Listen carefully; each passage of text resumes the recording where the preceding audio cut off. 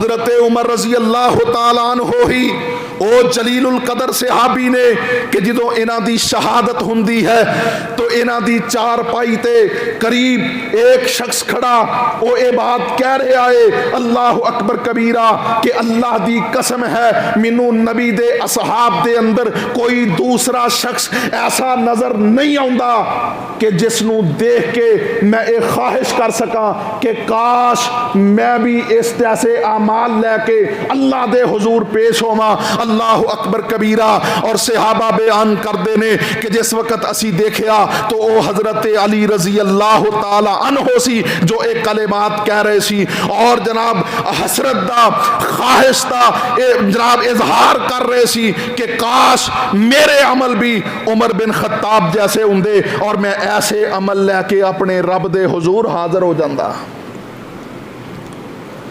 میرے محترم بھائیو، حضرت عمر رضی اللہ تعالیٰ عنہ ہی او صحابی رسول نے کہ جنہ دے بارے نبی کائنات نے فرمایا ان اللہ جعل الحق علی لسان عمر، کہ اللہ رب العالمین نے حق بات نو عمر دی زبان تے جاری کر دیتا ہے۔ عمر جو آکھدا ہے جو بولدا ہے اللہ آسمانہ تو وہی بنا کے اپنے نبی تے نازل فرما دیندے نے۔ حضرت عمر رضی اللہ تعالیٰ عنہ نے خواہش کی تھی کہ کاش مقام ابراہیم نو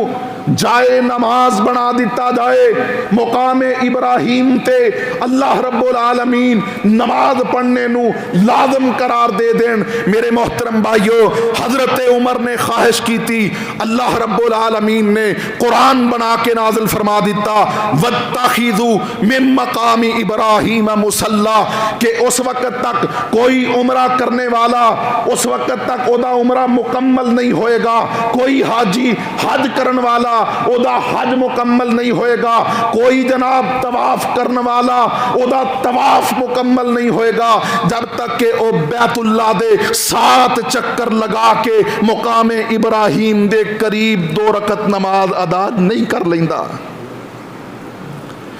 وَاتَّخِذُوا مِن مَّقَامِ إِبْرَاهِيمَ مُصَلَّى۔ میرے محترم بھائیو، نبی علیہ السلام دے کول مختلف علاقیاں چو وفود آندے سی جنہاں چو مسلمان بھی ہندے سی، کچھ غیر مسلم بھی ہندے سی۔ اللہ اکبر کبیرہ، کوئی نئے نئے اسلام دے اندر داخل ہون والے ہندے سی۔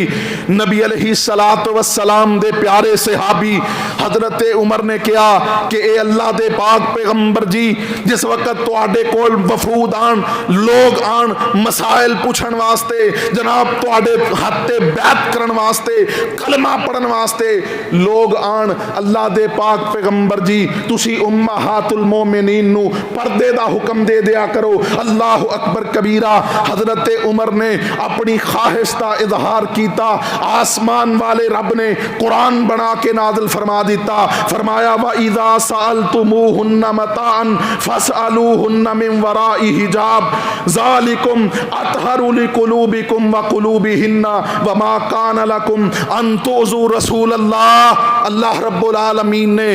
پردے دے احکام نازل فرما دیتے، اگرچہ نبی دی ازواج او سارے مومنان دی